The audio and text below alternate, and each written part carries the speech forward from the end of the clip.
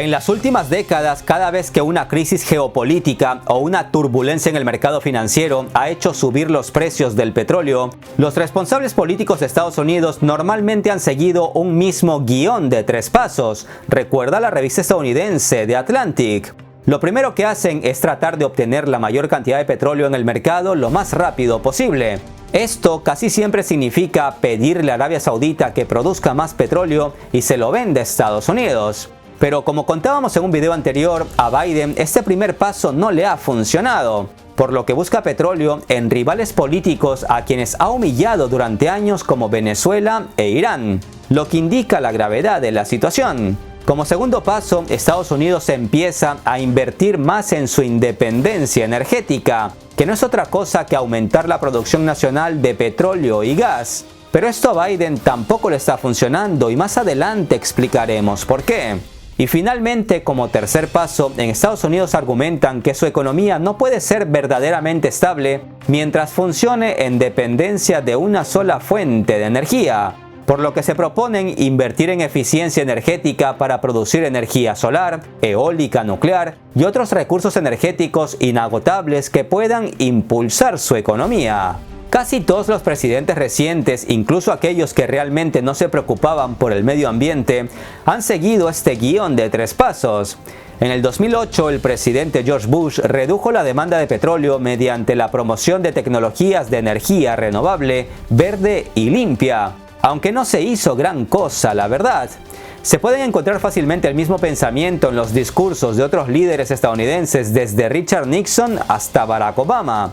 Aunque como dije, nunca se ha hecho gran cosa, pues el Congreso no ha encontrado o no ha querido encontrar las alternativas de energía limpia que deberían reducir el consumo de petróleo de Estados Unidos, que dicho sea de paso, es el mayor consumidor de este recurso a nivel mundial. El no haber implementado las energías limpias es particularmente sorprendente ahora, porque a diferencia de las crisis anteriores, las energías renovables y los vehículos eléctricos ya son tecnologías muy avanzadas que se pueden implementar de inmediato para reducir la demanda de petróleo.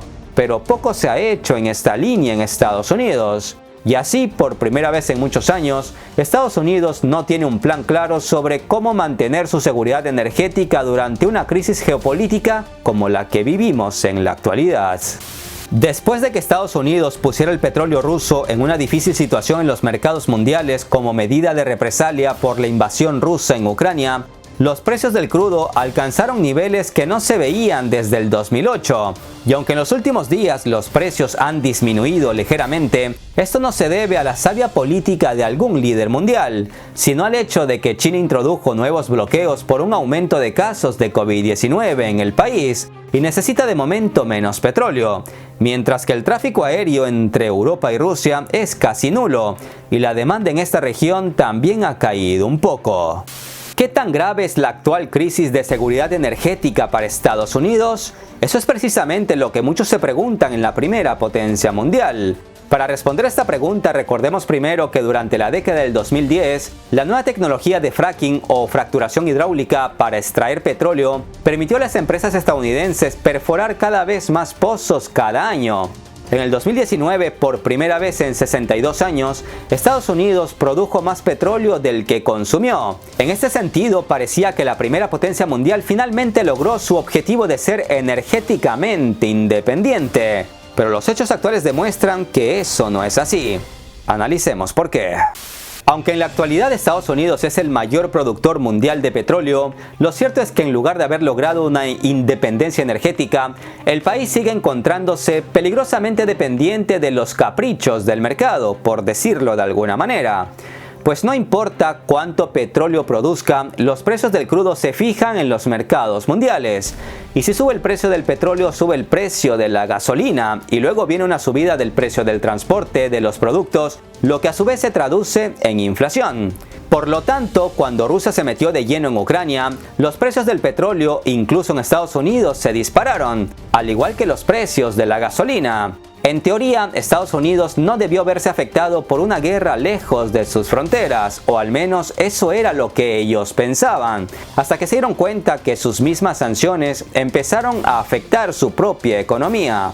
Con lo que quedó demostrado que eso de que Estados Unidos tiene independencia energética no es del todo cierto como lo pintan. Para que lo entiendan, Estados Unidos puede ser el mayor productor de petróleo y hasta ser la mamá de Tarzán, pero va a seguir dependiente del mercado petrolero internacional hasta que no haya dentro del país otras formas de energía sólidas y generalizadas. Las renovables podrían ser la clave, pero incluso aquí hay muchos obstáculos que esquivar. Un punto a tener en cuenta es que en otros tiempos Arabia Saudita era la salvación de Estados Unidos cuando a este le faltaba petróleo. Pero en estos momentos los saudíes se niegan a aumentar la producción para vendérsela a Estados Unidos. En la actualidad la relación entre estos dos países aliados está más fría que un invierno en Alaska, por razones que explicábamos en un video anterior. Además del hecho de que Estados Unidos desde hace varios años ya no solo es un gran cliente de Arabia Saudita en materia petrolera, sino también el mayor competidor. Negocios son negocios, dicen los sauditas, por lo que ni siquiera le devuelven las llamadas a Joe Biden, que anda buscando petróleo hasta en países a los que ha humillado durante años a punta de sanciones, confiscaciones y bloqueos, como es el caso de Venezuela o Irán. El mundo da vueltas, decía mi abuela, así que ya veremos qué pasa. Si Arabia Saudita no quiere producir más petróleo, ¿por qué Estados Unidos no lo hace si es un gran productor? Después de todo, ¿no tiene Estados Unidos una gran industria de esquisto y extracción por medio del fracking para extraer más petróleo? Pues resulta que esta suposición no es tan cierta. Estados Unidos, al igual que todos los demás países productores de petróleo, no pueden simplemente abrir y cerrar sus propios grifos de petróleo, pues es un mercado que está regulado internacionalmente. Por otro lado, los pozos de petróleo en Estados Unidos no dan para mucho. Un reciente informe revelaba que si las petroleras estadounidenses más grandes mantuvieran su producción a un nivel estable, podrían continuar operando durante 1 o 2 décadas. Pero si aumentaran la producción en un 30% anual por la demanda, se quedarían sin pozos de primer nivel en unos pocos años.